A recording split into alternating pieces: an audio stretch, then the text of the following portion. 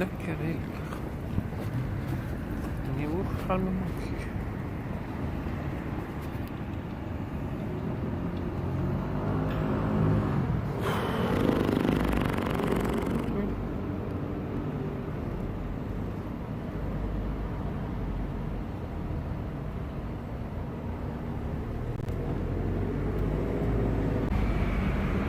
Good. Hi there. Yeah, I saw that Yorkshire, but it seems like that was earlier. I mean, it was 2 hours ago the first message went up, so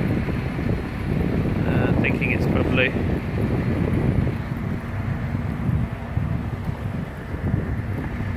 Yeah, I was thinking it's 2 hours ago that happened, so.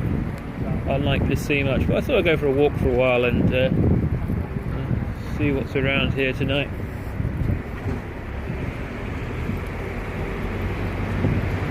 Still at it, is he? Still at it now at 8:15 in the evening. That doesn't need to be right.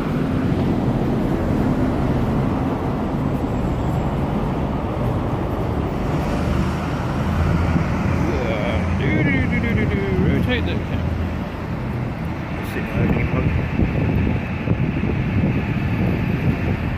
Make the picture bigger. I'll do this. There we go. I think Streamlabs might have updated, but it's a pilot potato.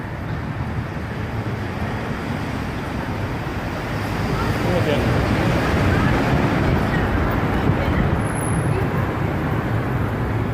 Let's go for a wander and see what's happening here.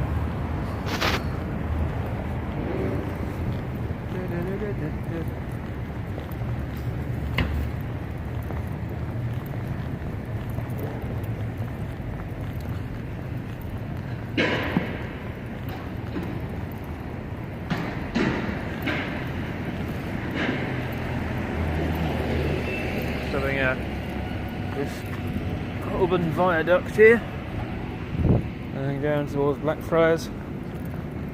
You might see the Blackfriar pub has reopened here. Been there for a while.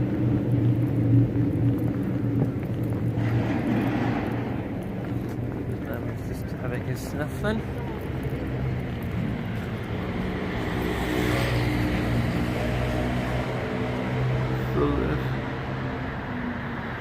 Ilford and Gritter.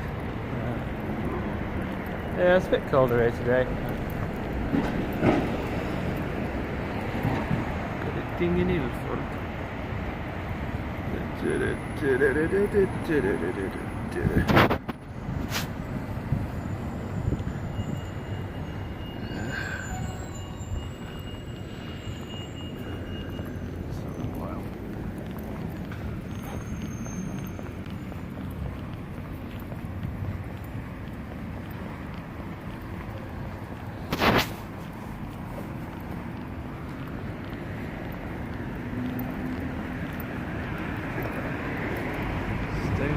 This is the flashy Goldman Sachs building here, I believe.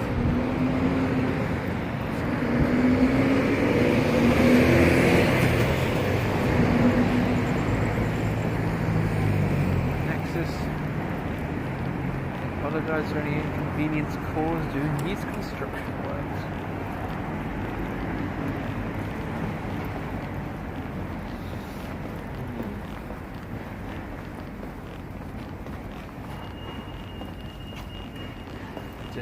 Yeah, I thought I'd go maybe walk along the south bank for a bit.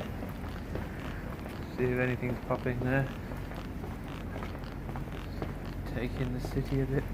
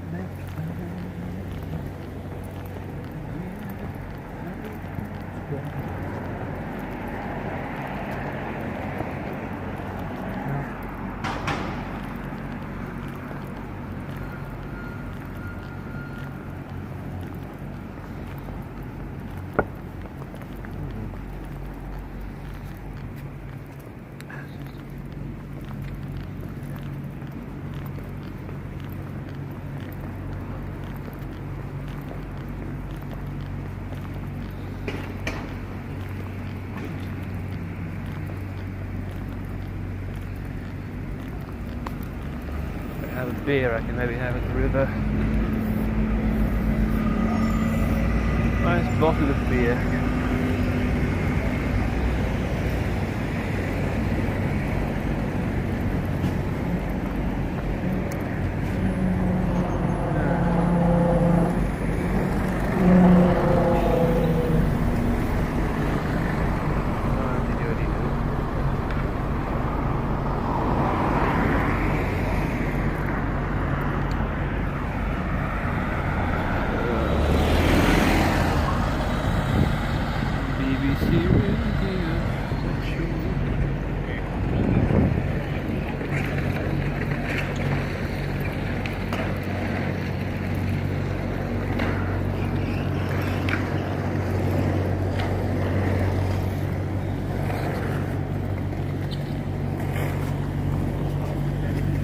Aging home after picking up the milk for his mother.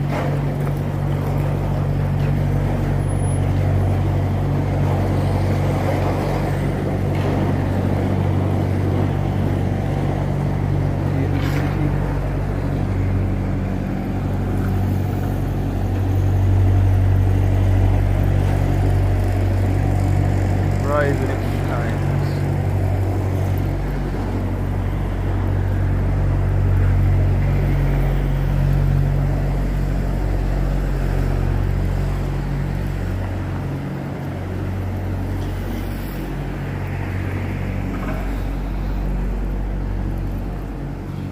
Chicos. Like it.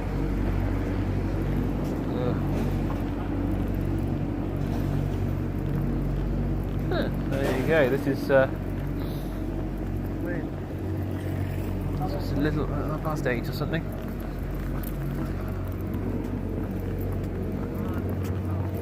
It's absolutely dead here. There usually be a good buzz of people around the pubs till about probably 9 o'clock around these places. Feels like a weekend here now. See it nobody about. Oh, what's that?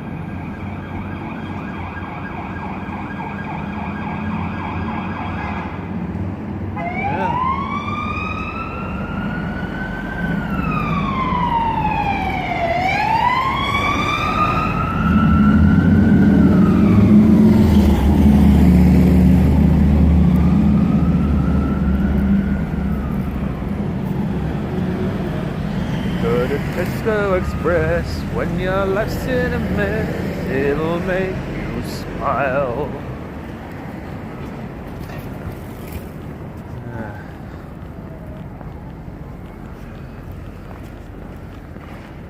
Black Friar is open. There's a good pub there. The Black Friar.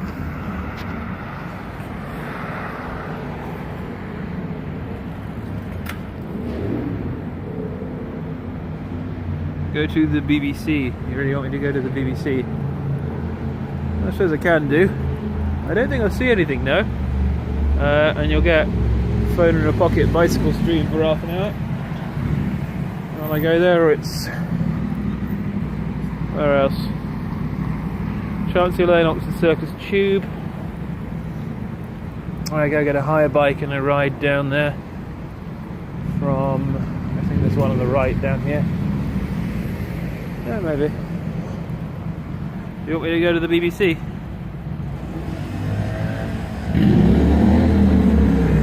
I don't think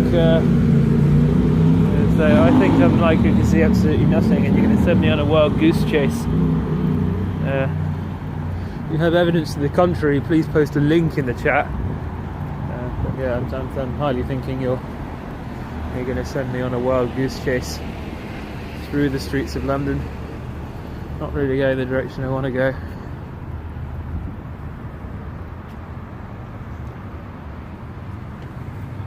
Police cars all day on the A406.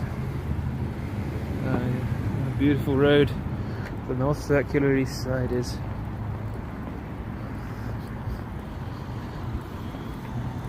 Yeah, what a nice view here.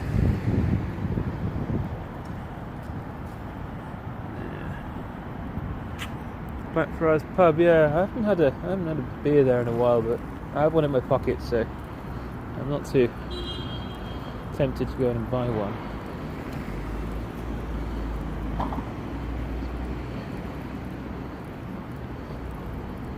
I think one more is the limit. But yeah, the Blackfriars pub is a highly rated establishment in this end of the city.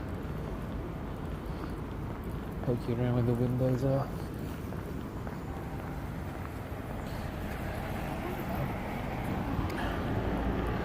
Well, I think it's the statue thing. It's not. I mean, it's interesting because I don't know if anyone here knows a lot about law, but as far as I understand, there was a jury acquittal on that. You know, the 4 people who tore down the Colston statue in Bristol. And I'm wondering, because it was a jury acquittal, effectively on the grounds of, I don't know, can a jury acquittal form legal precedent? In the sense that, like, there was that other ruling, I think, for the XR people, or the people who ran onto Stansted Airport and disrupted an aeroplane, that they said if it was proportionate way of expressing your political views, that you'd be allowed to do these things. And that those 4 people in Bristol were found Blackfriars. And that those 4 people in Bristol were found not guilty of whatever it was, criminal damage, or even this rather aggravated offence that they're trying to put through the police court's crime and sentencing bill for the damaging of monuments and so on and so forth. That's all good. Stained glass here.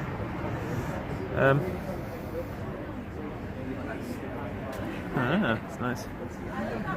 And, I mean, I do wonder if someone knows a bit more about how legal precedent can be set, and if it can do by jury trial, then surely that would mean that, you know, the destruction of property and monuments as a part of, you know, legitimate political protest, where it is seen as a proportionate and legitimate end, you know, it's open season on doing that.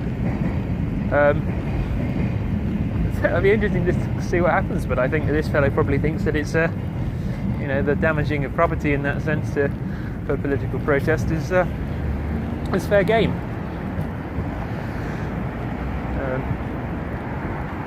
But yeah, I don't know. Is anyone here some kind of barrister? That would be pretty interesting to find out.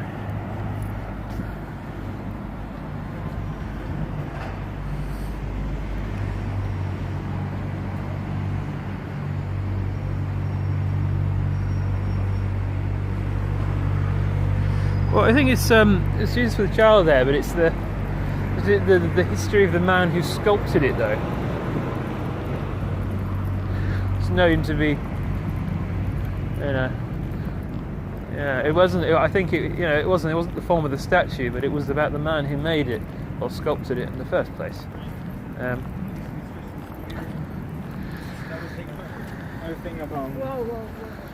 But yeah, it's because I would read doing something like that given what happened in Bristol recently. I'm not sure how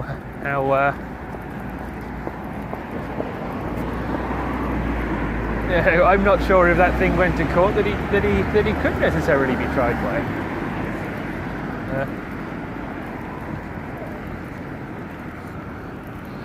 Yeah, I suppose it's a bit of a dark path that we go down, that going and destroying stuff isn't a criminal act.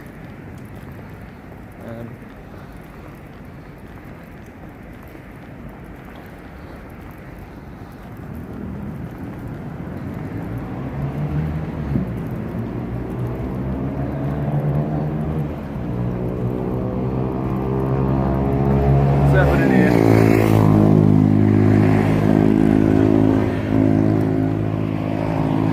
Blackfriars Bridge now. I can't really cross over because of these. Well, I really can. It's a better view down there. It's somewhat ridiculous barriers to entry.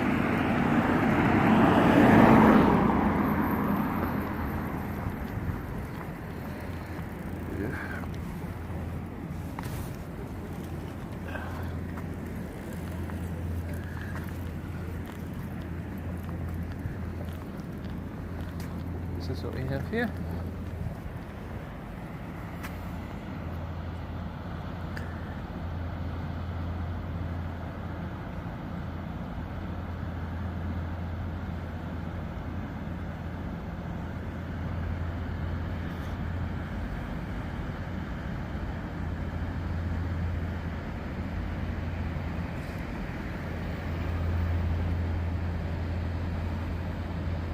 Why didn't the police arrest him? You seem to be up a ladder, and I assume the police do have some duty to make sure the man doesn't fall off it and vastly injure himself.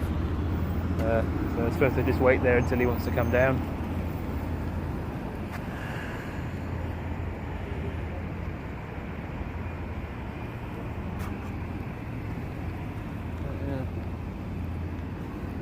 Waste barges. Some cranes to this other long-running. I guess this must be one of the entrances to the new sewage tunnel that's being built on the Thames. What else do we have here? I think I'll go crack the bottle open. I'll give you a view.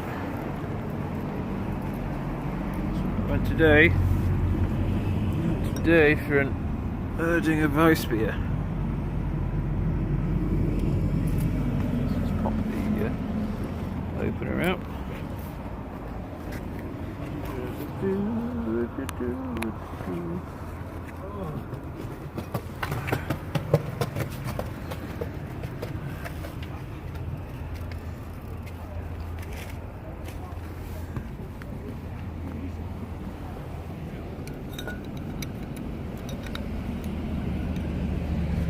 For a sec.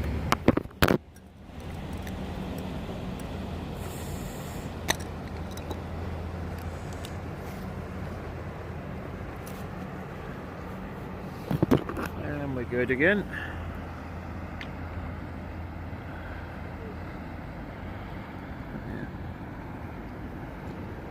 Ooh, 25% battery. Just find a find something I can plug in here. Silent but deadly close. Crossing there.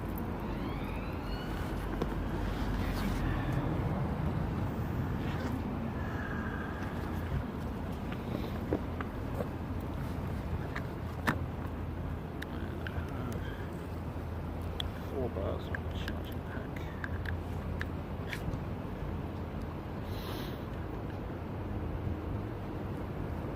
This one goes here.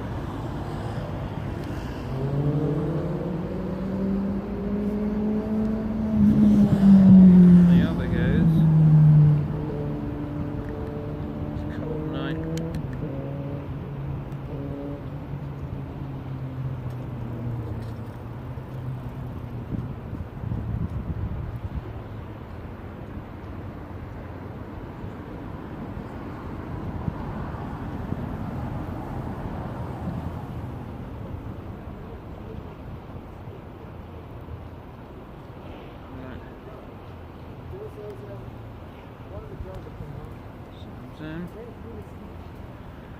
Zam, zam, zam.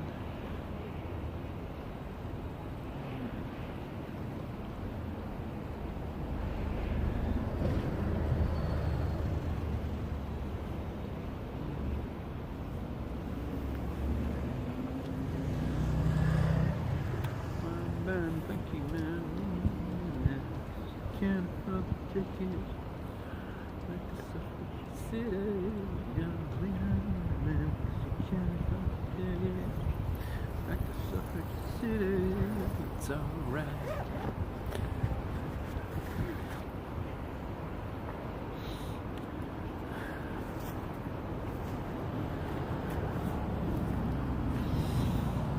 Alright, so I do have some reliable intelligence. Some more people might be going out to stream this BBC thing. Not that long ago, so maybe we will walk over there. Let's see what's happening.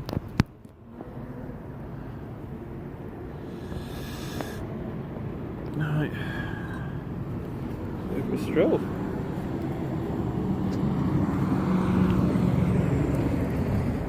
They've shut the temple now though, so can't cut through it.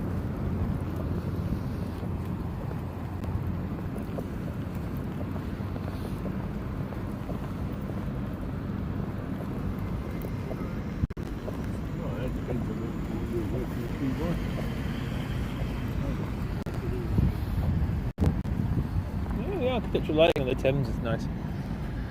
You've got all of your standard fare here. But if yeah, not too far. I mean, I can walk home from here if I want to. It's a fair hike, but I can walk home if I want to.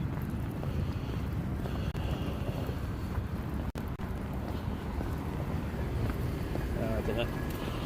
Figure if you're going to live in London, you might as well live somewhere relatively central.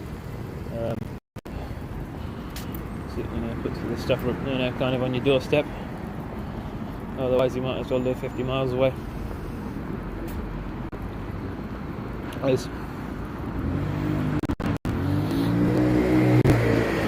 at least, like some of these house buying websites and stuff have this quite interesting tool on it, which you can sort by things which are called isochrones, so like things that take the same amount of time. Because there's these odd things where like you can live in like right in the middle of Hertfordshire, and some of the commuter trains that run, especially into this area of town, take like 25 minutes or something like that to go from like further away from Luton, like St Albans or something like that, and you can make it in under half an hour into like slap bang in the middle of EC1 central London.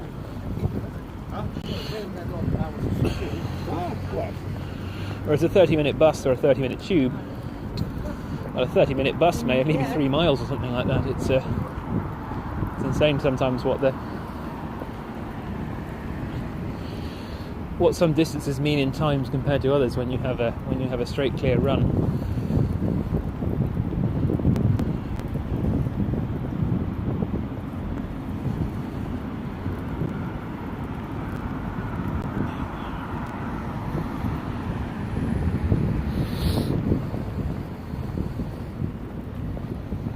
And something like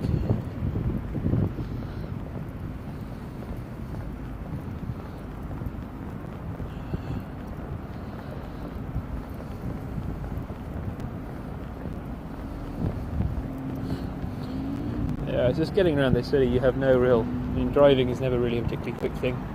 The bus is pretty slow. Bicycle is about on par with even taking the tube up to about... Because if you don't live right slap bang on a tube station, you've got to walk to the thing. So I find bicycle like keeps up with the tube up until you're going above about 10 miles.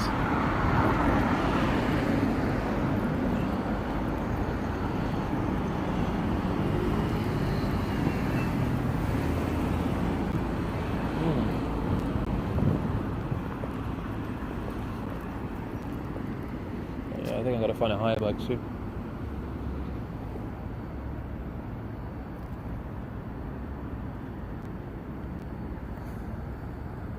I think it's frozen or something.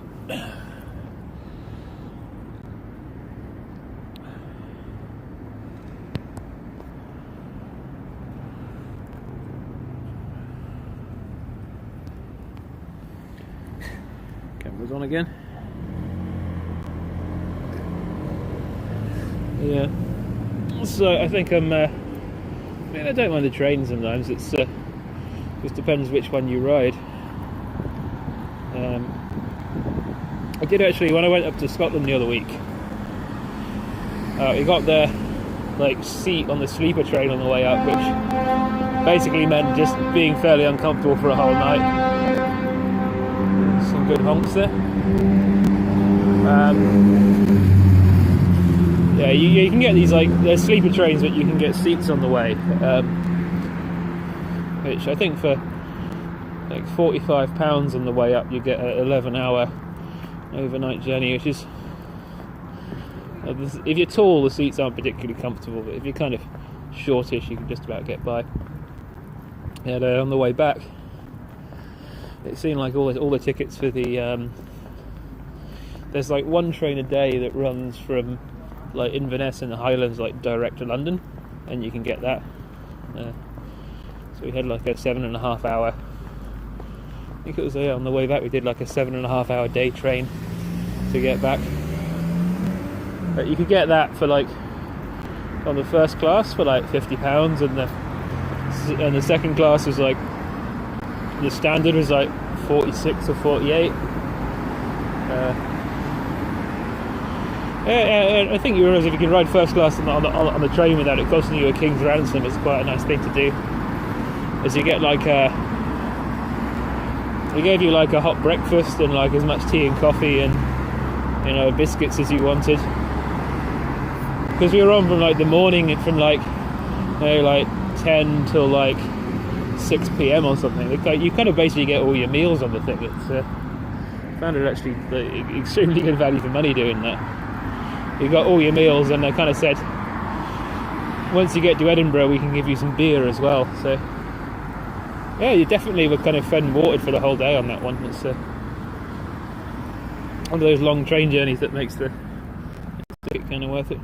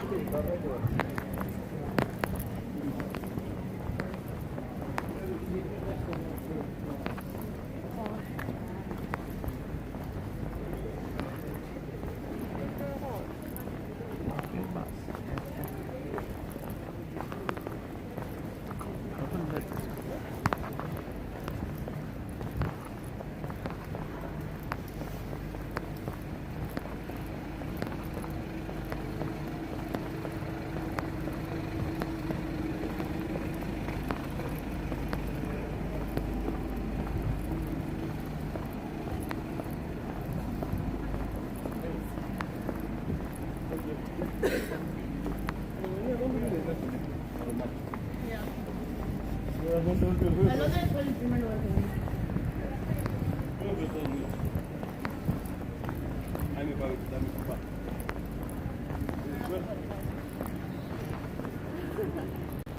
Welcome to Covent Garden. Oh, I'm back. The battery died. I had to leave it to, I think the cold getting into a little bit. So I've just left it to recharge a bit, and then we're back on the road again.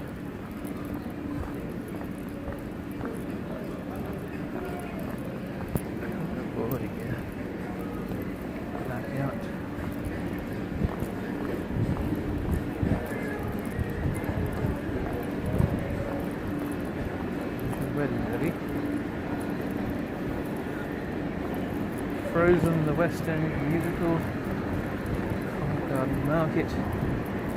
This is the taking down of the Christmas decorations early this weekend.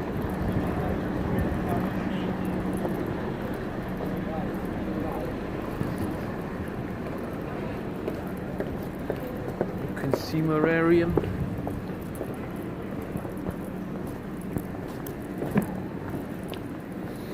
Consume product.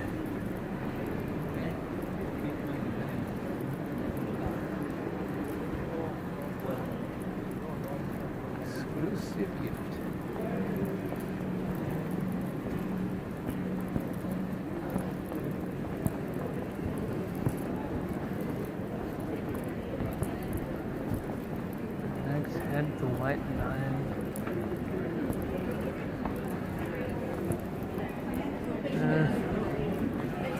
way to Long Acre, I suppose.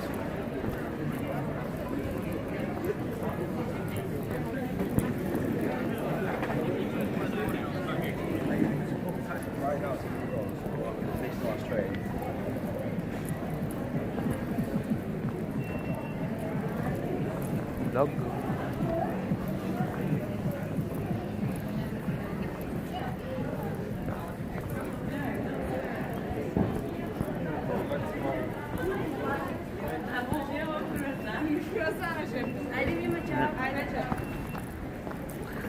Best tourist attraction in central London. Go to Covent Garden via the tube, and there's some very nice things to see if you take the stairs on the way up. There's some really good artwork, but you only get it when you take the stairs. Well worth it.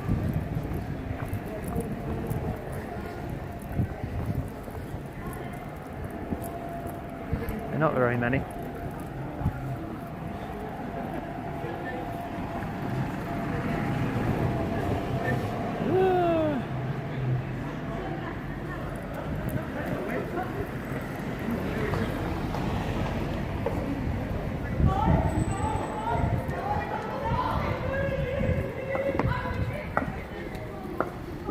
Yeah, we're kind of back. Hopefully this holds its charge just about. I think I need to turn the screen off for a bit, but we should be able just to charge and walk.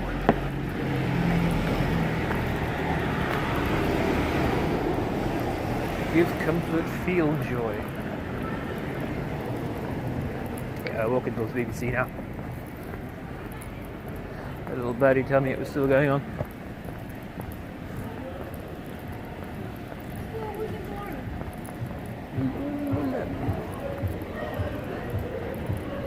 Lifestyle brand. Yeah.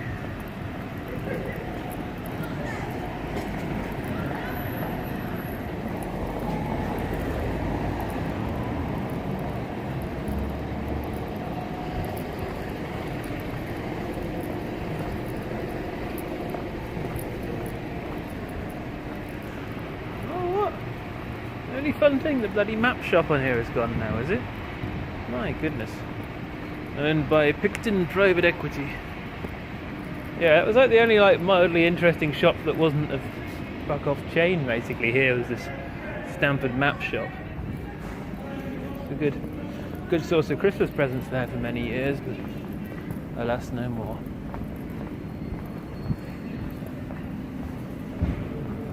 Oh damn. A loss.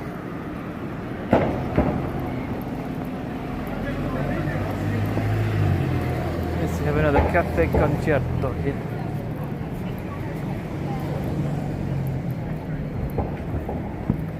I just need another chain patisserie. Unsure of woman or no fielding.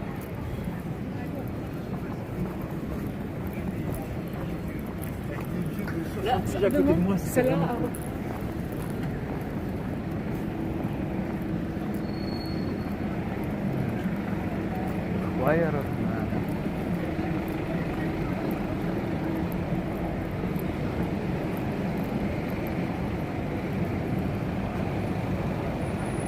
Worldwide hit.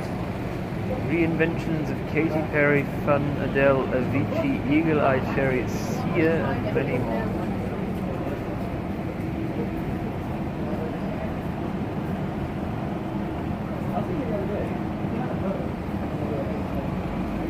Bastemente va.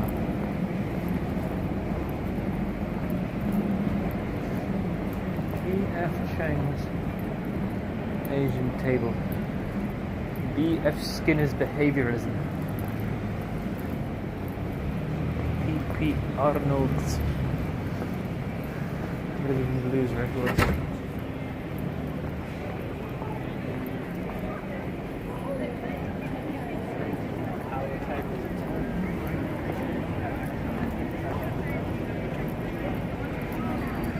Circle.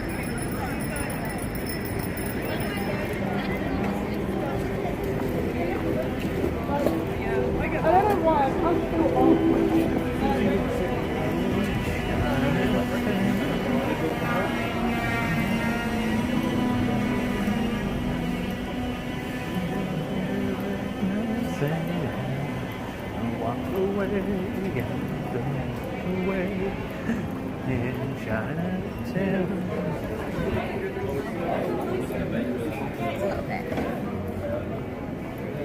Buffalo tea.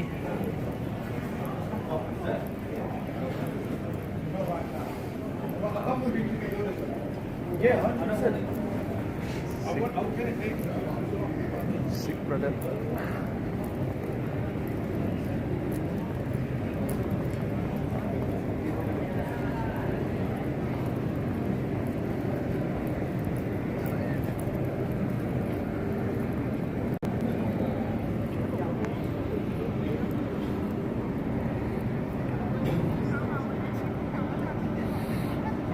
Hello there, Mr. Wu. Now, I already had dinner, so I don't think I can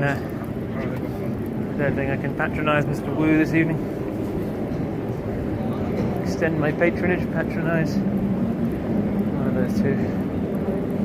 We are in Mr. Wu area there.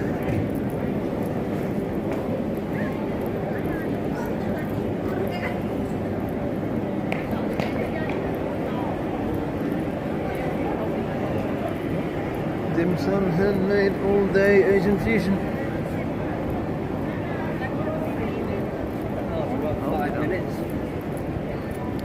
Found this chain restaurant that does like an all-you-can-eat dim sum on a Sunday. I think when it was like the New Year Bank Holiday Monday, we went for it. So you pay like it's in a place called Ping Pong, and you give over 26 of your hard-earned pounds, and you receive a feast in return. They have like maybe, I don't know, 15 different dishes I think you can try, and yeah, you can just order as much as you want, which is pretty expensive. And you can just stay there most of the day if you just want to pick out a little bit. But yeah, Ping Pong Sunday at £26, all you can eat dim sum. So it's the kind of, I suppose, bespoke edition of Mr. Wu.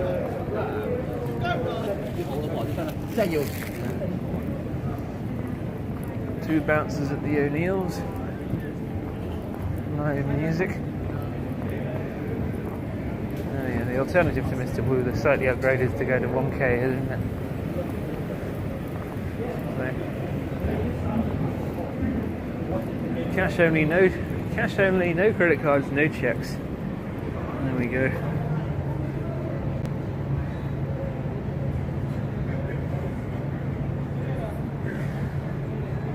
Yeah, Ping Pong dim sum Sundays, but this is the other one.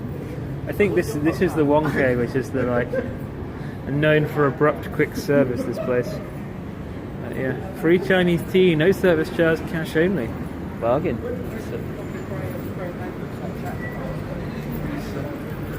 1K, and then there's the Mr. Wu. There's Mr. Wu. Mr. Wu is here. He's just not got the awning out today. All the outside tables. It's an indoor night in Mr. Wu's. Are you with me, Dr. Wu? Are you merely just a shadow of a night that I was in? That's with her boyfriend. I never get lost in Are you with me, mister? Are you with me, mister? Are you with me, Mr. Wu? Are you merely just a buffet provider? I once knew you ordinary man.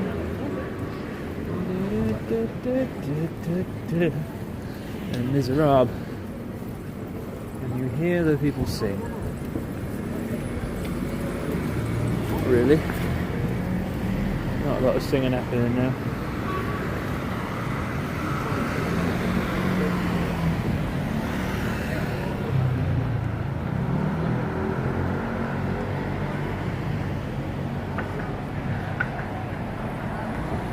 Hallmark Gold. Just give the microphone a bit of a de-dusting. Boss man. No, I'm interested. Green man. Deadly level 5. The Bob Marley musical. That's interesting. Mystic man, prophet man, okay. A herbsman, a shaman, a rastaman, a showman, a revelman, a human, a soccer manager, maker man, a family man, a earth man, and now see you see the light man. I don't know though. If I was queuing for that, I wouldn't want to be waiting in vain outside.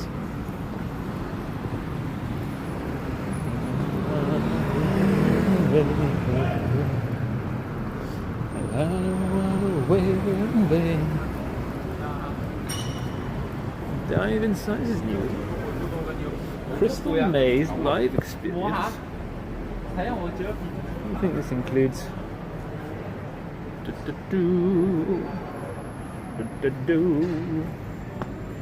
Crystal Maze. Am I meeting up with the more? I don't know where he's gone really. He seems to have just gone to ground. Perhaps it's one of these like. Maybe he's hibernating for the winter or something. Seems to pop up occasionally at midnight for the odd gaming stream. But I don't know where else.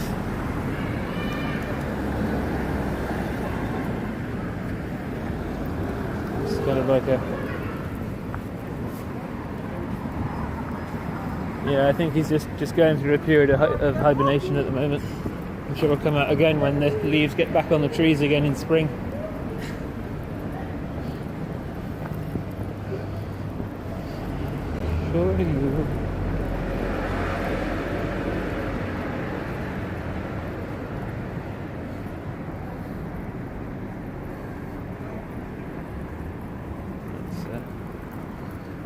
For you. Thank you for your moddings, Lisa.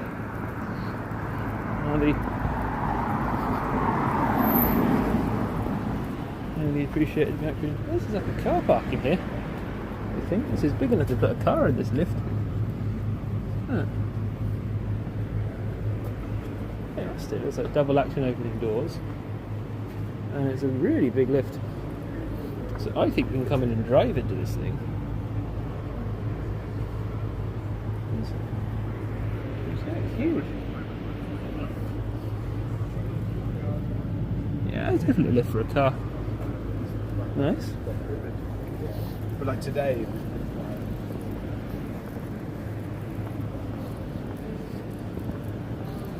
Yeah, for that, maybe for the hotel or something. That's, I wonder if this is the same. Maybe not.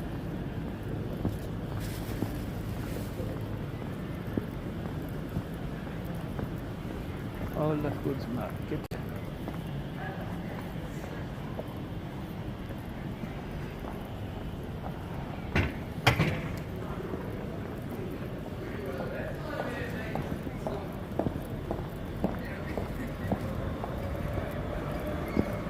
Go up this to get you up region a little bit more. Moulin Rouge. Oh, this is a bit displaced from wherever it is in the... Where is it?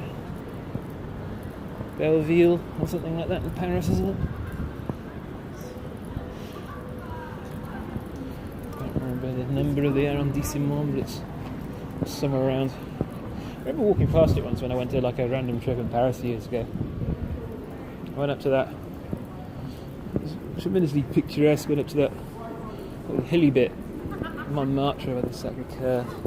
I was staying in a hostel at the time, and we did befriend a couple of people who were in there and got them to come out, and we had like drank a cocktail or two on some random little bar playing gypsy jazz up on the hills in Paris. And I need to be tall. Went for a portion of chips afterwards. Walked past the Moulin Rouge.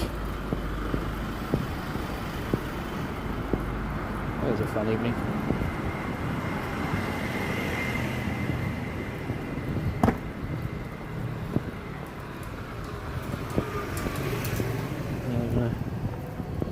been back to Paris in a while.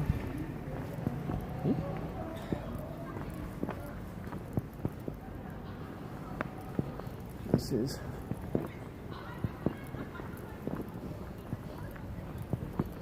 Golden Square. Don't come here very often.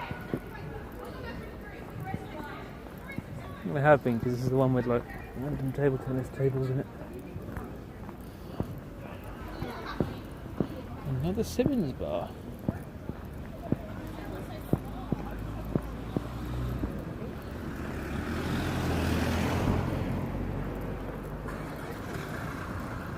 Fully on fully juice. That's rather bad. It looks a bit Kubrick in there, doesn't it? Too fully. And a pisserie. Yeah, they've got to do foie gras there, haven't they, to be good. Oh, they do foie gras. My God. Okay. Grilled octopus. Penne alla arrabbiata. Who the hell has that? Salmon, sea bass, scallops, grenoblas, chicken bayas, venison, cote de boeuf. Thank you. Mainly exists to sell steak here, I believe. It's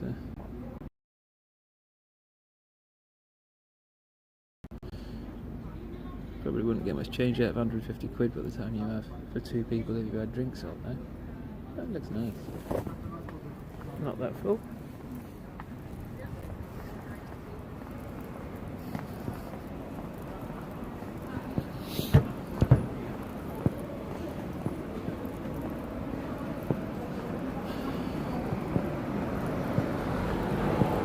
Let's see what the TripAdvisors are on that place.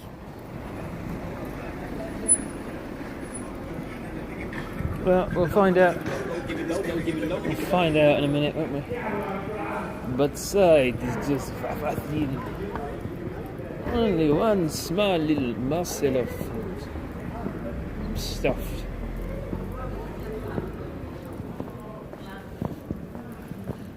The sight is just thin.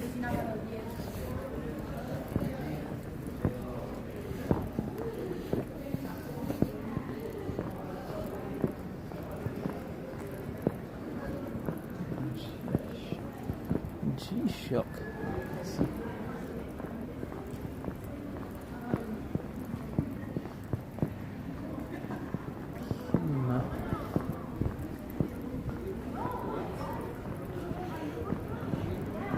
The North Face. The North Face of the Eiger.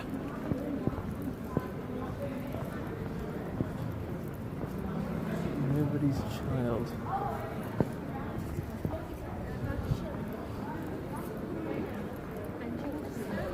Wander through this place. It's always kind of kicks.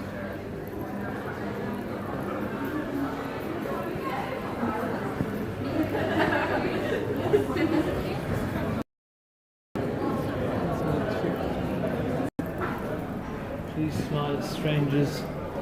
Please exit via the loading bay.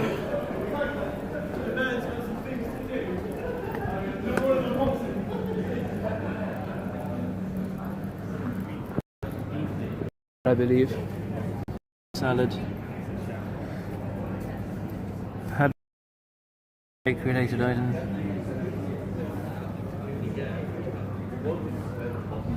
Yeah.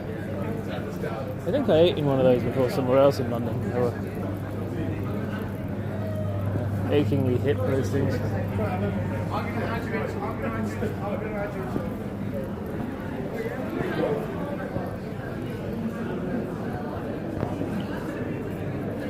One of the Blue Posts in Soho. There's like 2 or 3 of Blue Post pubs. Welcome to Barry's.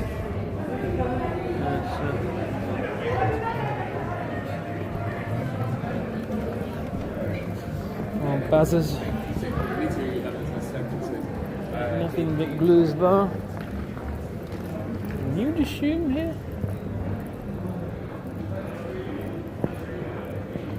Nothing but a rather thematic Indian restaurant.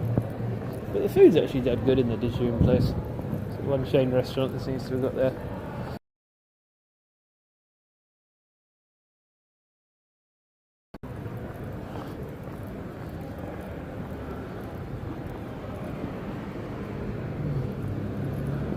Adidas. Here. The Clan. The Clan.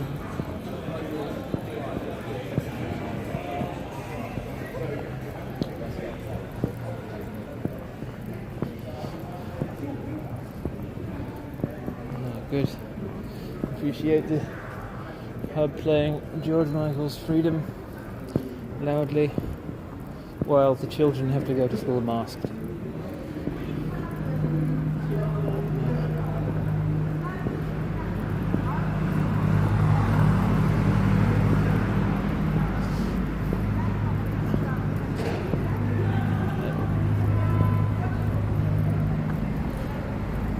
Council has the freedom to delete lanes of traffic.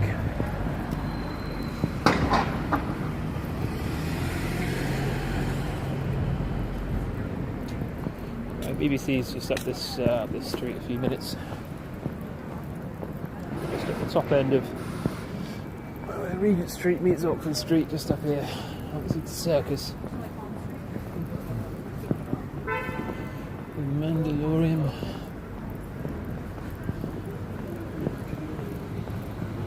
H&M.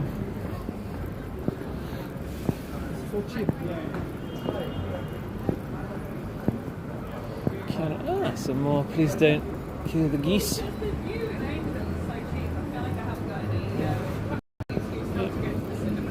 That's fair enough. Yeah. Yeah. Canada goose. There's a real Fox's mint in 1/4 scale,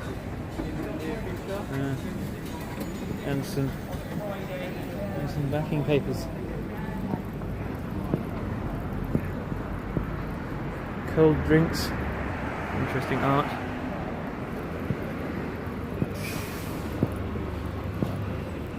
No time to pop in today. Video chat with us tonight.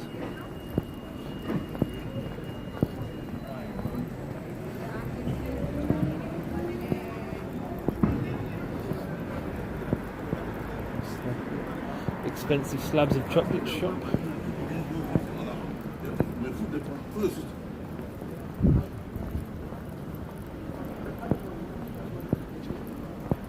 Expensive knitwear shop.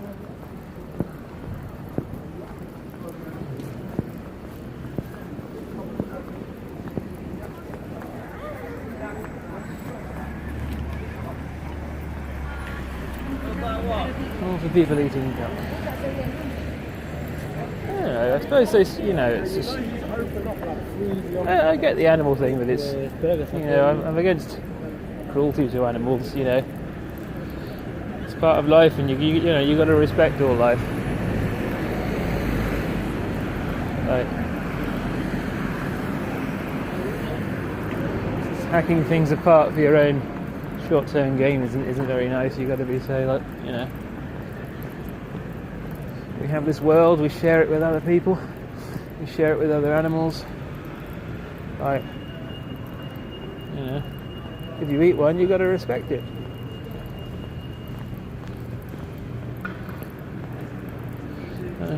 Not take it for granted. But I suppose I find it a little irreconcilable that, we can't do anything to animals argument, because I don't know, the just ability of us as humans to grow big and strong is kind of predicated upon agriculture, and meat is part of that, and it's just like you'd be denying your own technological existence to be completely throwing that out as well. It's a space for crops, there's a space for plants, and there's a space for meat in these things. It's not one or the other. Because I think you have to think about like how improvements of diet, like when you look at you know, how tall people were in like 100, 200 years ago, and how tall people are now. Those are, you know, you walk around an old house and you hit your head at the top. But that's because our diet's improved, and actually, you know, and because of things like we eat more meat. So the health of us as a species is being vastly improved by these agricultural things. There are some nasty practices that go on, but you can't throw the baby out with the bathwater with it. But anyway, we'll see for real as to whether this, what do you call him? Protester or vandal, I suppose that's for you to vote on. Freedom fighter. See whether he's really here.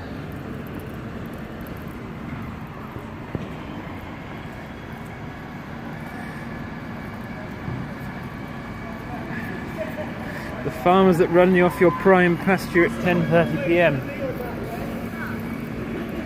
Not sure, is your local pub located in a cider orchard? In a cider orchard or something like that? I don't know.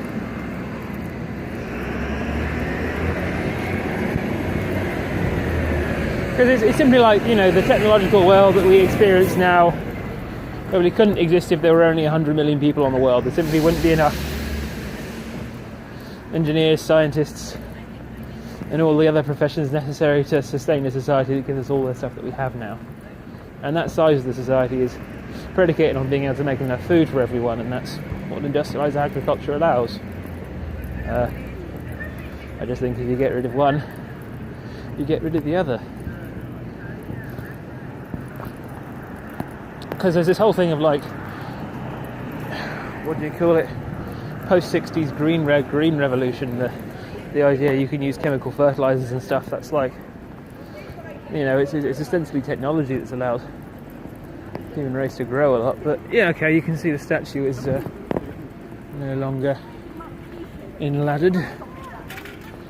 No one is scaling it. You can go and inspect and see there's been much damage, but not too much here.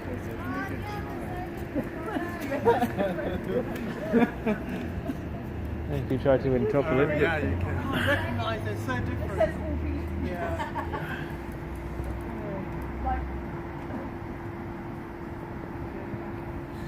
Okay, so we're at the Was it always the other guy, the famous one? Who also went for BBC? Man and fish could learn to live in harmony. I believe they can, you just need to not catch all the fish all the time. And that's about it, right? You literally made that. And not waste them. But yeah, you see, this would have been over in a while. In a short little while. Well, yeah.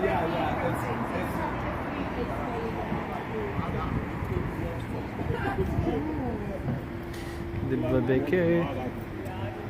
BBC. Do.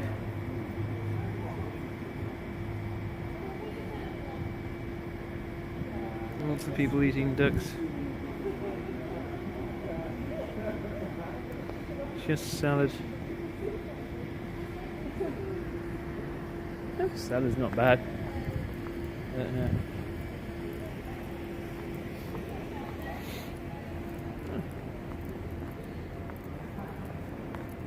BBC Radio. Beep.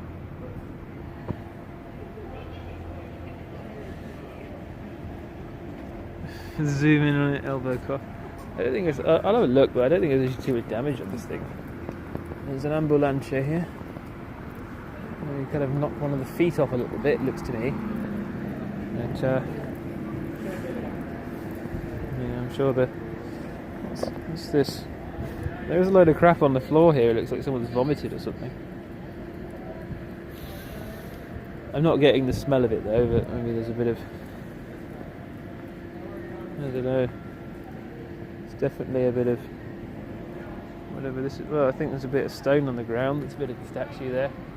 Yeah, he was chipping away at the foot. I think you can see that. Pop master. Ooh, let's go for a salad. Ken Bruce might say something tomorrow. We can go catch him whenever he pops in here at 9 AM for comment. Well, that's the minor news story of the day. That's definitely evidence that something has fallen off this. I think that's bath stone or whatever it is.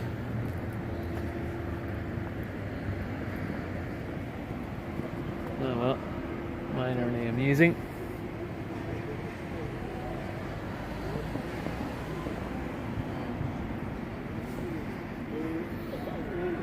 Maybe. Bit of water. Is this ground up stone or is this vomit? I can't tell. Stone actually.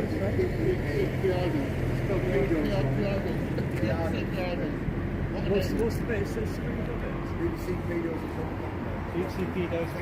What's it? Sorry, there's there's some. What's the text say on? Piados. All piados. That's it. Nothing else. On top, yeah.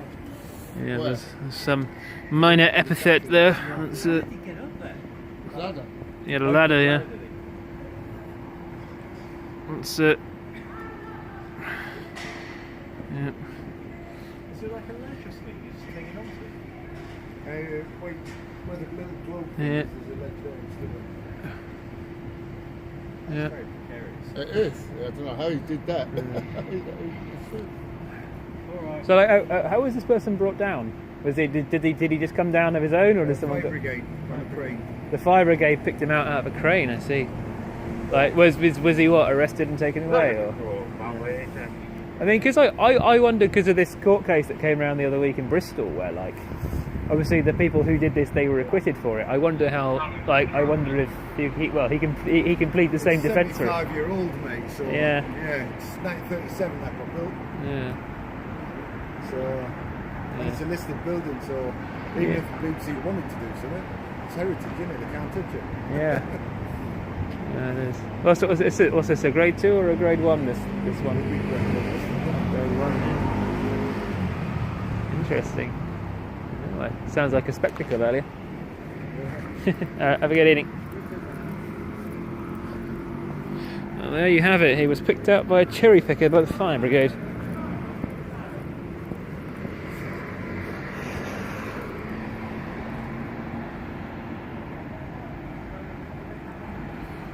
With just a hammer and no chisel.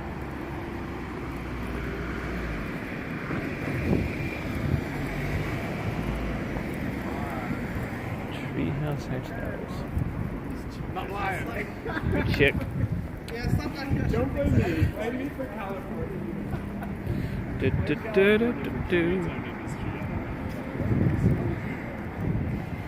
Not teachers. Yeah.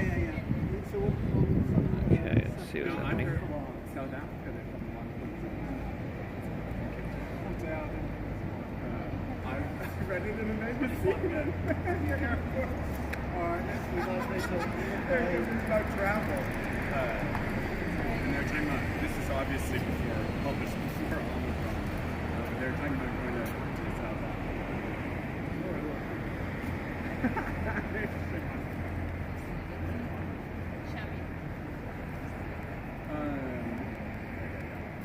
I'm going to go find a few American produced.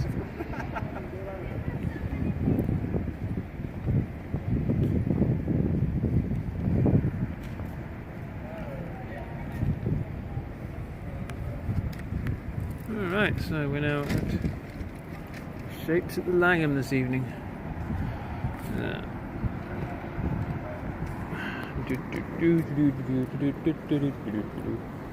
All Souls Church. Complimentary down jacket for whoever wants it. Langham Place. 9:20 or so. Maybe I'll go down and get the bus.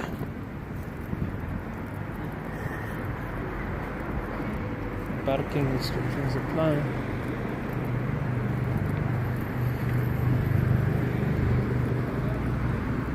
Cross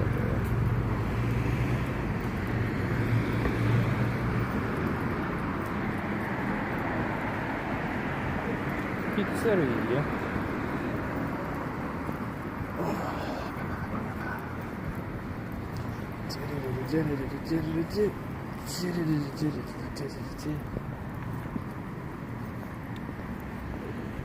Starbucks coffee. Sandwiches left out for tomorrow. So you get a day-old sandwich in the morning.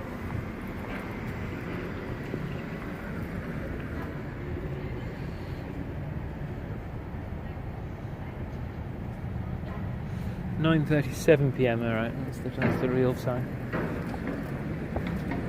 It's the actual time. Found Jules a place in Holland Park.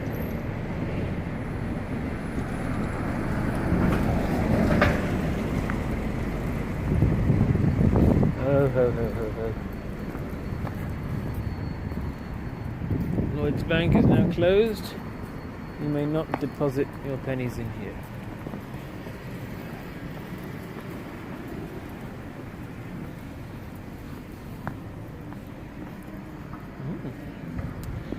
This property is COVID-19 secure. Please wear a face mask in the following areas of the building: the lifts, the staircase, and along the corridors. It says the Crown Estate.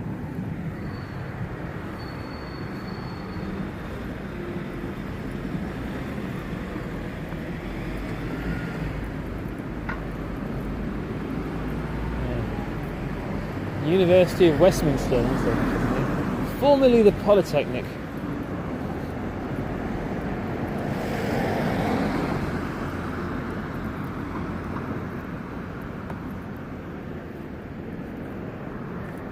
But yeah, it's just these. I understand making the roads more friendly for more road users, but these. I see here where the previous line of the pavement goes up by the bin. But this is where basically, when the COVID thing hit, someone went crazy with this Safer Streets initiative and just like, let's just delete roads, let's just delete lanes of traffic. You know, let's make the ability of the lifeblood of the city in terms of deliveries and tradesmen and taxis and bin lorries and buses to move around. Let's vastly degrade it and just half the road space for pavement that no one really uses. I think this is just, there's not really without any public consultation either. It's and I mean, where people have consulted, people have overwhelmingly voted against doing these things, and they get done anyway. It's just a wholesale, I don't know, vision to turn this into a place like Amsterdam, but it's not. And fundamentally, I don't know if you see on the bike streams and stuff, but all of these extra pavements actually, as far as I see, make it more dangerous for cyclists. They constrict you, they push you closer to the existing traffic, they give you less space to get around, and more often than not, these things just start in the middle of nowhere and basically have to throw you straight into live traffic at quite considerable speed just to not crash into a pavement. I mean, I'd really like to see how this stuff came about. It's, you know, you see here, big planter, street furniture, lane of traffic here gone. You just see it as unnecessary, really. You might have argued it'd be necessary on perhaps Oxford Street East West, but because the pavements are always busy, but that hasn't even been done there. So yeah, it's never really that busy here. But yeah, I just see them as just vast areas of unused road space. I mean, perhaps one day I'll be very nerdy and I'll sit down,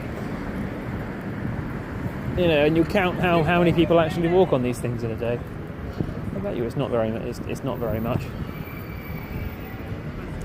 It's just a wholesale, wanton destruction of the freedom of navigation of our own cities. And it pains me to say this as a massive, you know, having rode a bike most of my life, it's just, you know, even as a cyclist, you see it slow the traffic down a bit, but I don't think it's an equitable solution. I don't know. I've come across some people who are just bicycles at all costs, but I don't believe that's the right way to treat our roads. You're never going to get rid of the car, you're never going to get rid of the bus or the truck or the lorry, as far as I see. It's possible for all of these things to exist on our roads. And just carving them up taking the space away and really making the situation not really any better for anyone. Beggars belief, to be honest. It's this was done. I mean, Regent Street used to get pretty jammed up, but it gets just as much, if not more, jammed up now. Like, as a cyclist, you would go down here, and yeah, there would be two lanes of traffic down here, or more. But you go down here and it's one, and it's still jammed. Oh, not now because no one's out at all, but during the day.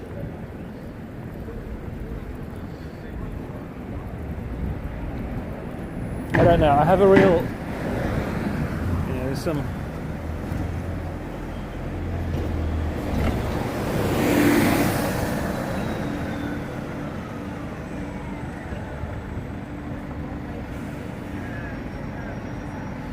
Yeah, I don't know. I'm just like, I think there's something of, roads are something that we all pay for in one way or another, right?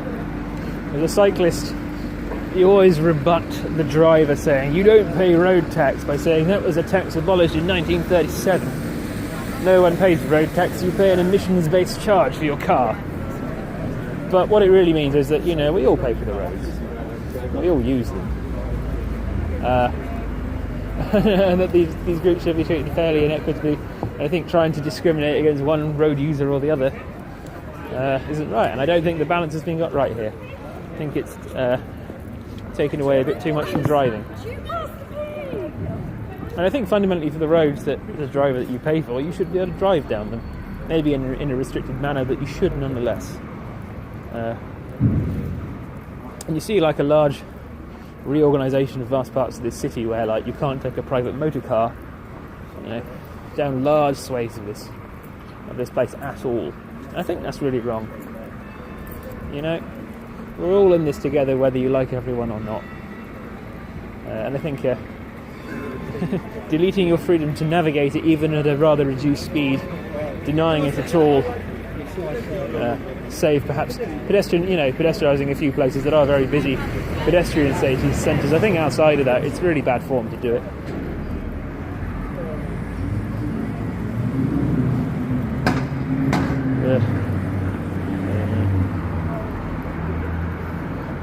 I'm getting old before I've been young, I think.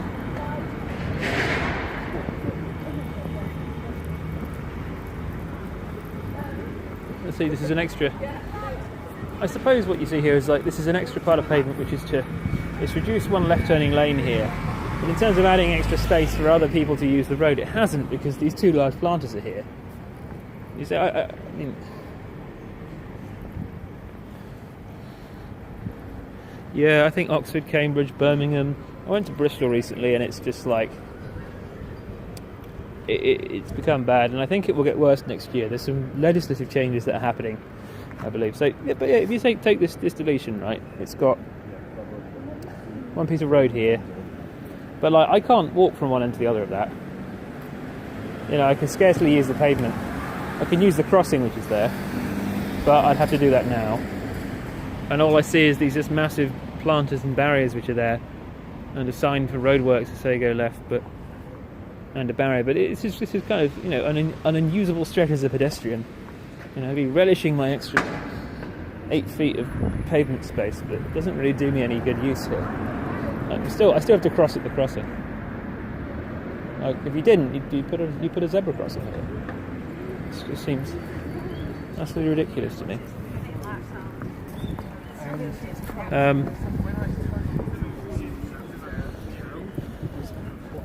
But yeah, I think there's this big thing that will happen in the law next year, which is that currently local authorities in London and Cardiff can use money that they raise from like red light cameras, box junction cameras, like banned left and right turn cameras, etc., etc.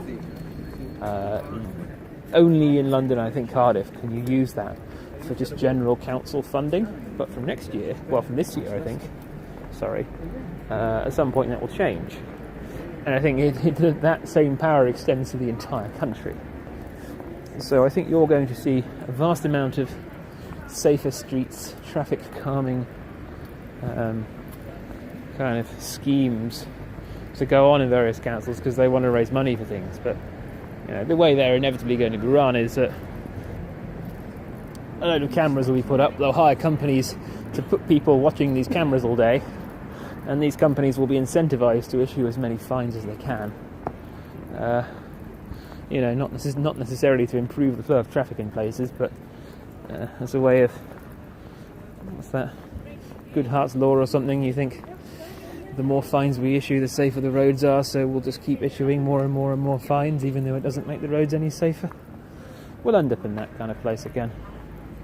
And again.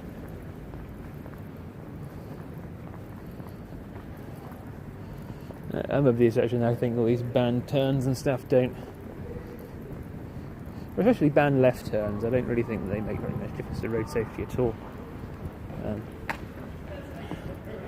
It's just a vast amount of road furniture and traffic and stuff that you have to. I don't know. It's opened my eyes driving again in the last few months. Just like I remember driving in the city in about like the late 2000s, early 2010s. And, it was navigable. You could pop through the centre at weekends and still navigate through it. And I came back in the first month or two of driving 10 years later through here. It was just an absolute hellscape, to be honest. Just have to kind of learn the roads, really keep your eye out for every single restriction sign, and you're really actually quite distracted from just being able to see the hazards and the space and navigate around you while you're kind of looking out to see where the next camera or bollard might be that would catch you out for one reason or another. It's a very hostile, I think. It becomes a very hostile environment to navigate a vehicle down now.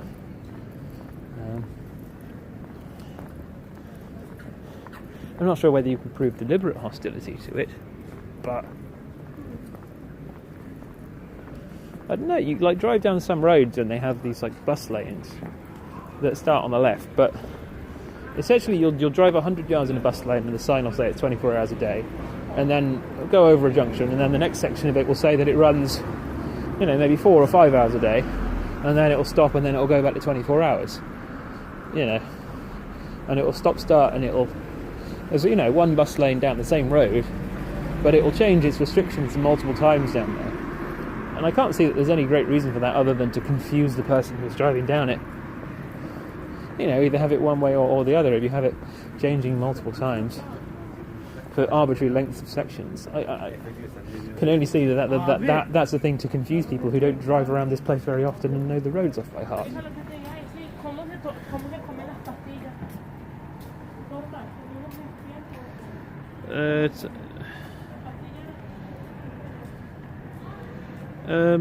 Mr. Mummery, if you just scroll back about 10 minutes, you'll see I was just up at Portland Place.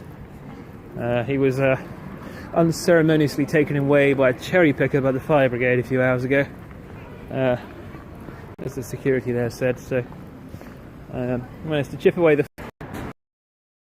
thing that even the Euro 5 is a rather odd thing, because it's based on some particulate emissions, and it's kind of the thing that if you have like a little 1.2 litre car from the year 2000, that will fall foul of these charges. However, if you buy yourself a 5 litre Rolls Royce right now, it kind of won't. It's a little absurd, really, and it's a way of discriminating against people who own 20-year-old petrol cars. Who, if you're driving that kind of car, you're either a classic car collector or you probably don't have a couple of farthings to rub together. So I think it's rather discriminatory there. And I suppose there's a vast amount of diesel cars post Volkswagen Dieselgate.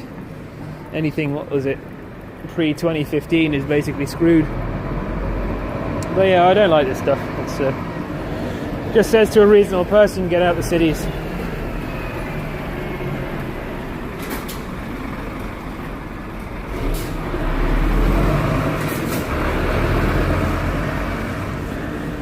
Just get out the cities. But yeah, I mean, I think it's a real thing of just like driving, is you realise it's a tremendous freedom. It's a privilege in a way, but it's a tremendous freedom that you have to be able to navigate where you want and when you want.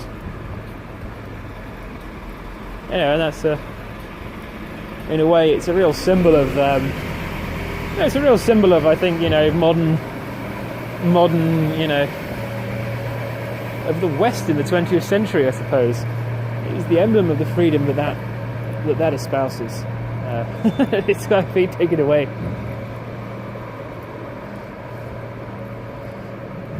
You can be your own person. You can do what you want. You can go where you want, when you want. That's what the car means.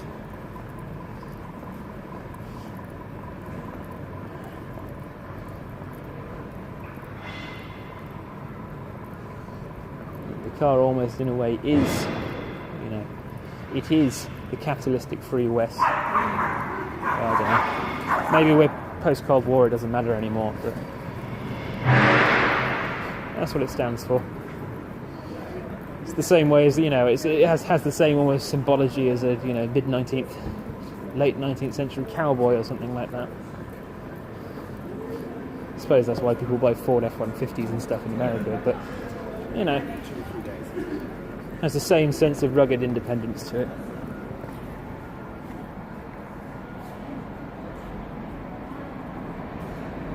Yeah. I don't know, driving in cities isn't great, but you kind of think of the freedom that it affords you in general. And then you realise it's a real actual, it is a general benefit, and it's a thing that even if you don't drive often, there are lots of people driving to support your life, moving stuff around all the time.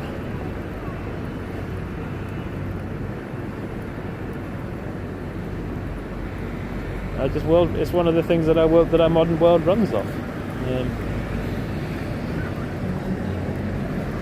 and it should be respected in that sense. The same way that we should respect the fact that our world exists because of mass agriculture, but also the level of service and product and everything that we have exists,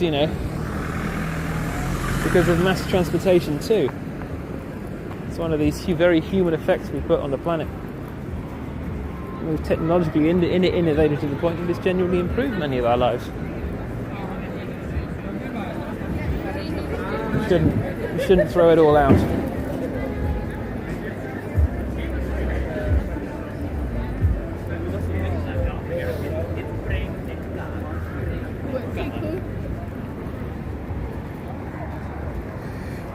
I advise against navigating against a farmer's prime pasture. Yeah. But that's the other point of it, right? With when you're destroying statues, something to think about. You have this right to property. Right? It's one of these other big tenets of Western civilization or Western capitalist civilization that's not being communistic. Is that you have a right to property. Communists generally don't. It's all meant to be shared for the greater good. But here in our free country, the right to property and the right to be protected from people damaging it or stealing it. That's one of the real fundamental underpinnings of our society. So, you going and munching the turnips off the farmer's prime pasture is depriving him of his property, or his ability to generate wealth from growing crops. So you should be chased off with a man saying, "Get off my land," with his shotgun. But that's just the mode of living that we have here, right? And again, it's the mode of living in which generally supports this kind of lifestyle that we're allowed to enjoy here. So, respecting people's rights to property, I think, is in the round is a nice principle to have. I mean, it's not like people can't be, rather sycophantic and use nefarious means to get too much of it to deprive others of the chance of having any piece of the pie at all, but the principle, I think, is sound. The property of your own body, the property of the things that you own, the property and proprietary of how you feel and what your worldview is. I think you have a right to have those things protected.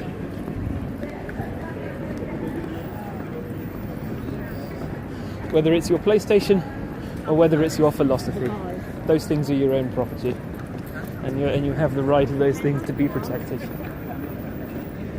People can't just take it away from you.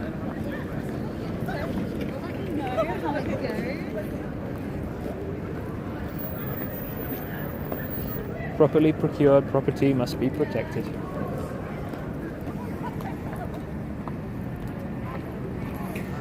Yeah.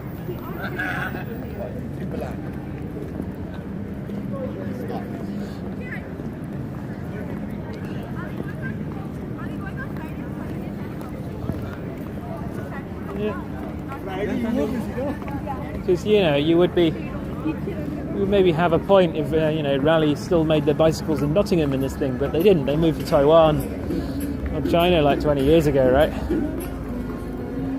A bicycle that you ride around is probably made in steel produced in China, cast in a factory in Taiwan, made with components made in various other bits of Southeast Asia, possibly mined in Africa, stuck in large shipping containers, put in a large ship, shipped halfway around the world, put in a shop, and then taken in a truck to your house.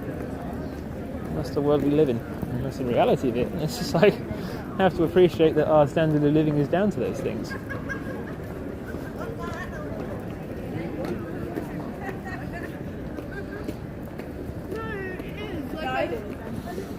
If you get rid of those enablers, it's you have to replace it with something better. I'm not sure we're replacing it with better things at the moment.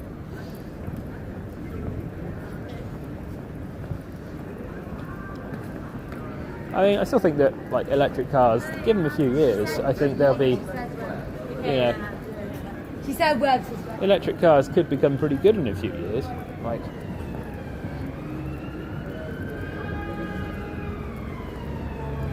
I think there's a bright, but combustion engine, I think that's a bit too ambitious a target.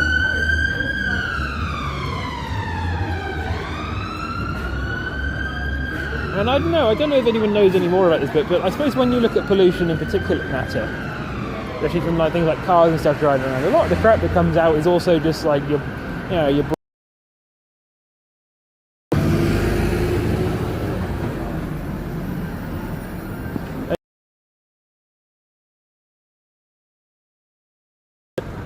brakes. You can still get all the brake pads, all the tyres, all the other wear and tear that happens there.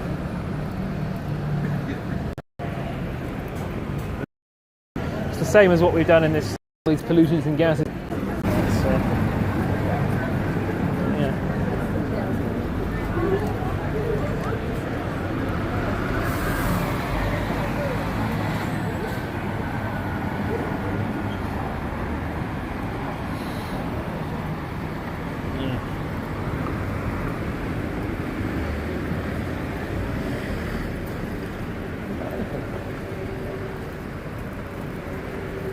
We don't have council doctrine. I think it's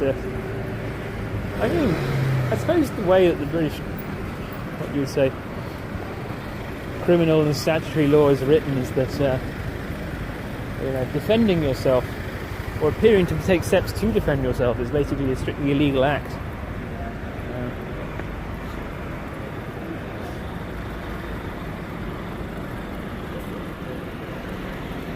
I mean, is that really the social contract that we want to have? That the state will look after your rights to these.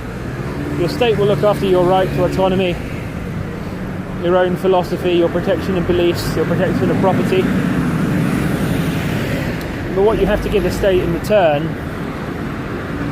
is what? A monopoly on violence and tax. So is that really what the social contract? I think that kind of is what the social contract is, right? We protect your ability to live your life more or less as you want, as long as it doesn't too much adverse affect others. But you have to let us, the state, commit all the violence to protect you. And you have to let us, as the state, tax you to pay for all of these things. I think as far as it goes, that's more or less what the Western social contract is. I'm not sure if it's always fulfilled, though.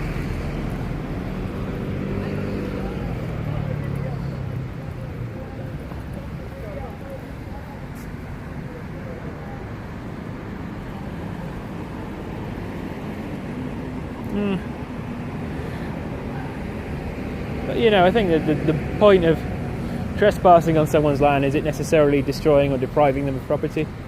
you know, and is violence a necessary and proportionate reaction to that?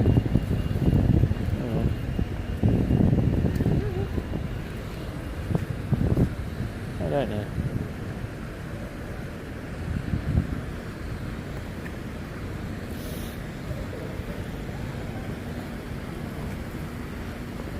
I think, though, if you break this down to a bigger level, though, like, you know, the root of all power is essentially in violence, and, you know, by you handing it over to the state, that's by the same that you're handing over the ultimate power to them as well. I think you just have to stew with that thought for a little while to kind of see what the implications of it are. But I don't know. I think it's a very tough question, because we kind of like that we all stay cool and level-headed and follow rules is really one of the things that makes us as a society a successful thing. I think it's you see this really manifested in why drivers shout bloody cyclist on the road. Like,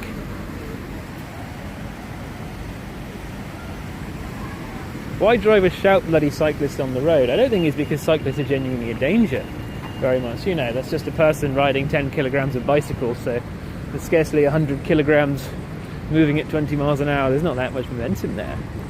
But what you fundamentally see is that the drivers are following the social contract of being on the road, but the person on the orange bike isn't.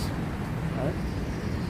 The driver has said, I'm enjoying this privilege of driving, but I need to follow the highway code at all times, because I know if I don't, well, one, I might hurt someone, or two, you know, I might get caught for it. But fundamentally, most drivers most of the time follow this because they understand there's a very strict set of rules and there's a strict contract that they need to follow, you know, to be allowed the privilege of driving on these roads. But the cyclist has no number plate, he has no insurance, he has nothing to lose, he has no accountability, he has very little chance of being caught of doing anything. And he doesn't, right? There are two people sharing the same system but working under two entirely different sets of rules. I think that's what drives a lot of the angst, is that I think people feel it's a rather inequitable way of having access to the same resource but not having to play the same game. I think people do seek fairness, and I think fairness is one of the things that we seek very much in the society that we live in now. We want to say that, you know, I'm being treated the same as someone else, that, you know, we're equal. But there is this notion of equality, fraternité, égalité, or whatever. Liberté, fraternité, égalité.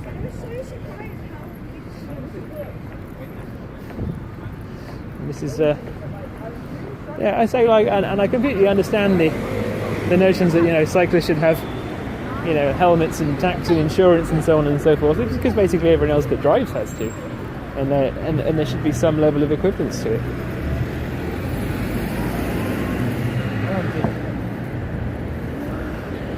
And it means that cyclists have something to lose by cycling like asshats around. But yeah, I don't know. It's just to me, when you think of it, it's one of these just, you know, manifest rifts in the social contract between people living in the same micro society, but they're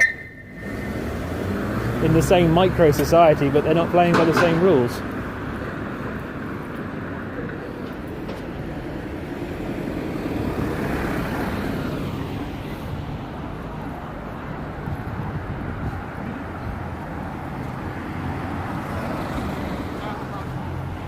I was thinking, are you still, is the stream still working, or is it still buffering here? Just pop something in the chat if it's still good. 7.7 or something.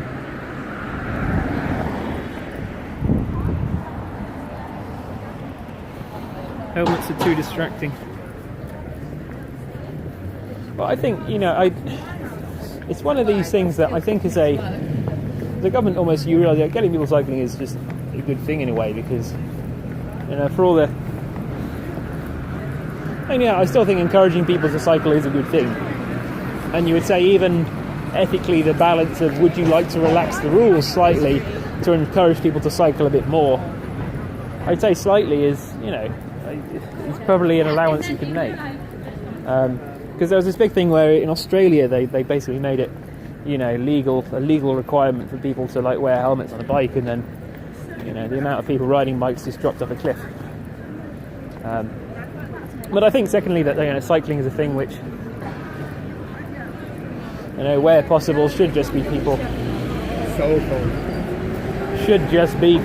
going around in their normal clothes at normal speeds. I don't think it's actually in the way we build things here. I don't think it's necessarily that possible, but it's the way you kind of want it. Should be able to just get on a bike and go from A to B and not have to worry about too much else or equipment that you bring with you. I mean, that's like I really like this. I guess the Boris bike hire scheme in London. I think it's just very simple. You just put your card in and go, really, or put your key in.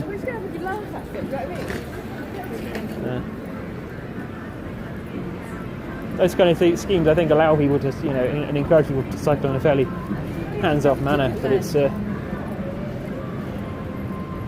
but yeah, I can see why people see it as a very inequitable thing, and why there's a good amount of rage directed towards people like that, because of a great amount of people who feel that they have to follow. I think as a driver, you have to follow an inordinate amount of rules now, in terms of vast amounts of speed limits and turns and bus lanes and hours of the day when you can and can't do things, and prioritization hierarchies and all that. It's really a rather complex and ever-changing set of rules that's generally fairly stacked against you, even if you're not necessarily doing something that would present a clear and present danger to someone else. There's a lot of rather arbitrary ones which are out there almost to catch you. I completely understand people's consternation to it. I mean, one particularly insidious instance of this that I heard was that during the various lockdowns,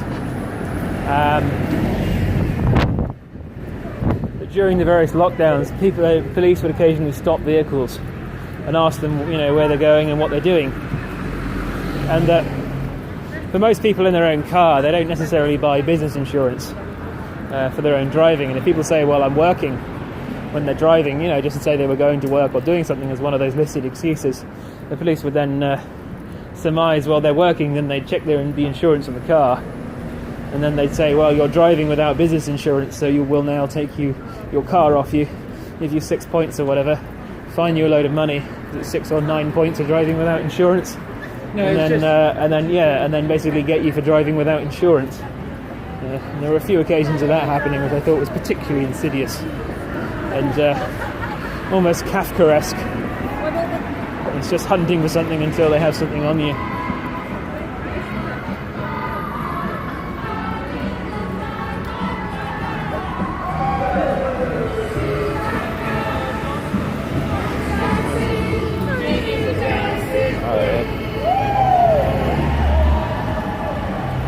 No, you don't need business insurance to drive to work, because that's counted as commuting. But if you were to say I am working, that's a rather different thing than saying I am driving to work. And so that's I think people who said words to the effect of saying I am working is it's my job to be driving around, etc., etc. They would get done with driving without insurance at that point.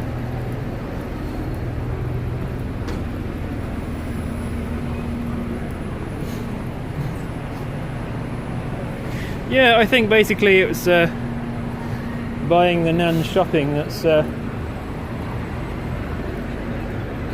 mean, there were many reasons. You just had to, but it's almost that there's this, there's this sense as the common person, you need to really read up on these things quite a lot to consider what you can and can't do, and it's something that's never really taught in school about how you would navigate the law. It's just a thing that you don't want to get into trouble ever with. Or you might get a record and then you'll never get a job again. But it doesn't really give people a working understanding about what the fine print of the social contract effectively is. That's I suppose you have this belief that the social contract is almost the common law, but Because I mean, when the way that, and I think, you know, in the spirit of how things were put in,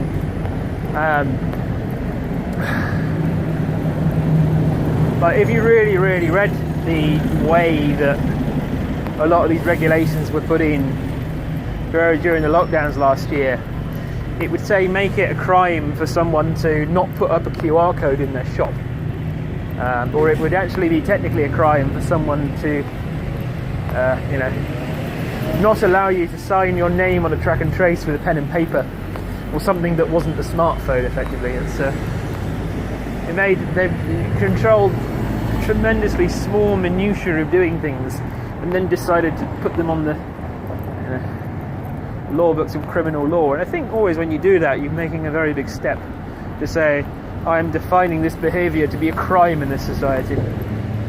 I think the average person sees that as a rather bad thing to do, but to do it with the stroke of a pen, I was always awed at the, I was awed at the audaciousness of that. As most people don't like to commit crimes. I think the vast majority of people don't like to be criminals. Yeah, it just made you realise that, you know, it's just the stroke of a pen. A minister can sign off something, and the vast amount of things become a crime with no great consultation at all.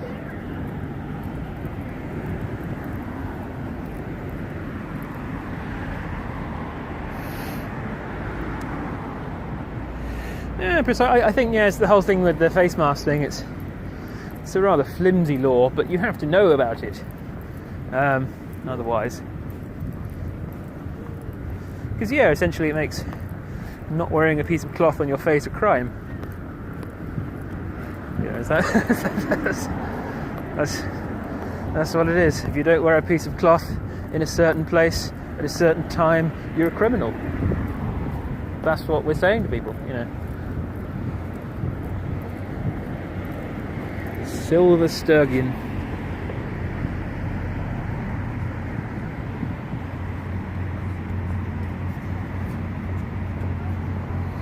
Yeah, the van. I think, what was it? There's a YouTuber. Is it called?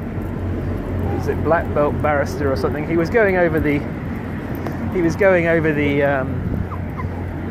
what the legalities of, like, again, if you live in a van and you fall asleep having had a few vinos or something. You know, are you drunk in charge of a vehicle at that point? I think there is something in that law where there has to be some intent to drive it, though. So, in that sense, you could use as a defence that you had no intent to drive anywhere. But it's I think you can look through various forums and stuff, and they went through it and they were like, no, I think it's not that bad that you would get caught by it, but you might end up having to, if a policeman didn't really know too well about it, he could end up dragging you through the court system for it, which is not pleasant for anyone because it costs you a hell of a load of money. But yeah, those are things where it's just like, you know, you can essentially see that there's no. I guess if you're a policeman, you've got to try and make a judgment on this, right? Some people might just lie to you and just say, well, just sleeping it off because I live in this car, and you've got to make a judgment at that point as to, you know, whether this person is just going to wake up 5 minutes later and drive off and smash into a wall and kill himself or kill a pedestrian or not, or, you know, whether this person is generally doing what they're doing. But I don't know. I suppose it's kind of like when you look at, you know, it's what your burden of reasonable suspicion is in looking at those things. Because there's this thing, if you read through it, there's this particular code of conduct which the police have to go through to understand what reasonable suspicion of an offence is in relation to, like, making an arrest. You need to have reasonable suspicion of some crime happening to arrest someone for it. And you can look up this thing called Pace Code G, which is supposedly the code of conduct for how police should act in relation to how you can form reasonable suspicion of things. Of which it's just like being in a certain place at a certain time by itself, you know, is not enough to you have to have some like additional intelligence or information or something else to go on rather than just place and time to arrest someone. That's kind of where you're going with it. It's a similar thing where it's like said around quite a bit, where like just the smell of cannabis smoke isn't necessarily enough to arouse reasonable suspicion to say search someone. But what is it? Section 1 pace search you can do, but just smelling a bit of something isn't necessarily enough to do so. So if someone knows what they're going about, they would have to ask for what your justification for your action was then.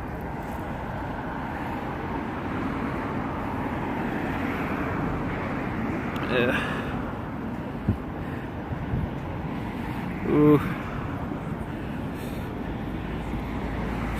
Face mask keeps you warm. But you know, I kind of see that the thing that's if it's face masks keeping you warm, or if they do or they don't, or they do anything or they don't do something.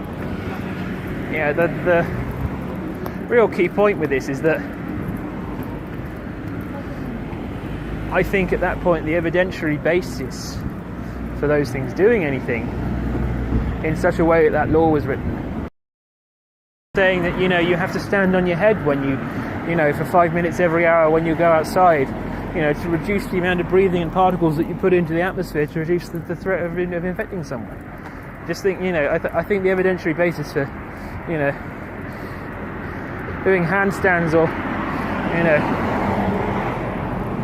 making it illegal to fart or something like that would be, you know, making it a crime to fart in a public place would be, would hold about as much water as that. I mean, literally, you saw a lot of stories that were going around last year about the amount of, you know, traces of positive tests that were found in the sewage in people's, you know, matters. So I think you would have had a similar evidentiary basis for outlawing public farting, but, you know, we didn't go ahead and do that. But I think it was a, you know, it would have had about the same effect.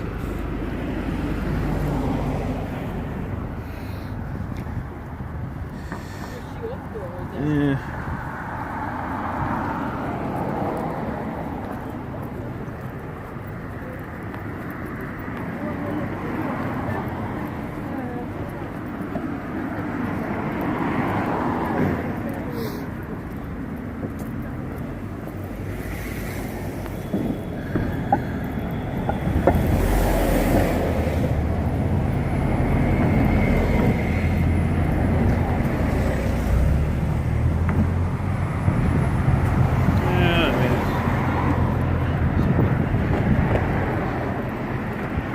I mean, you know, I always thought like if this really was a thing that would do anything, you'd be, you know, you'd be throwing in whatever emergency legislation you have, Civil Contingencies Act, you know, to force companies to start making military-grade respirators for everyone.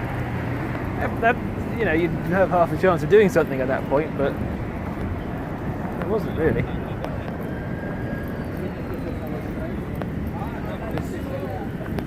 Because if you really wanted to stop this thing dead, you would do that. You would spend some money, you'd manufacture NBC suits for everyone, give everyone a load of filters with a mask, and they'd go out, you know, they'd go out in hazmat suits.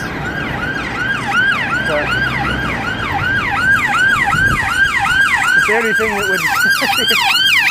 the only thing that would really stop something like that, yeah, in its tracks, but I never really went down that route. I mean, considering there was previous precedent for the same thing, you know, during the Second World War, like, you know, not that anyone ever used it for anything, but, you know, everyone was given a gas mask in a paper box, and you had to carry it with you by pain of law, and, you know, by pain of you got fined or whatever for not carrying a gas mask with you. So those kind of things have existed before, and the state provided you one. But yeah, this wasn't seen as the same order of magnitude, I suppose.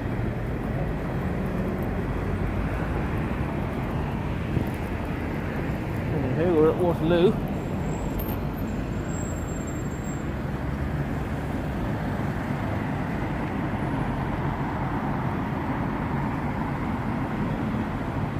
Well, I don't think we'll blab on too much about anything else. It's just a comment on the suppose what I say, the awesome power of delegated legislation, and how you can decide, or how society decides to make things crimes or not. I think I was very eye-opened to the ease of which something which I thought was a very careful and considered decision that was partially by Parliament, partially by the judiciary, was really just a stroke of a pen by someone who was in the right place. I don't know. It's that strength of that social contract that you adhere to by being here. That you say, no, there is a relatively slow-moving way, a very considered way about the way that we do things here. We can't just throw the book out all the time, because this is a thing I'm buying into for the long term, but it's maybe not as I thought it was. But anyway, thank you for tuning in this evening.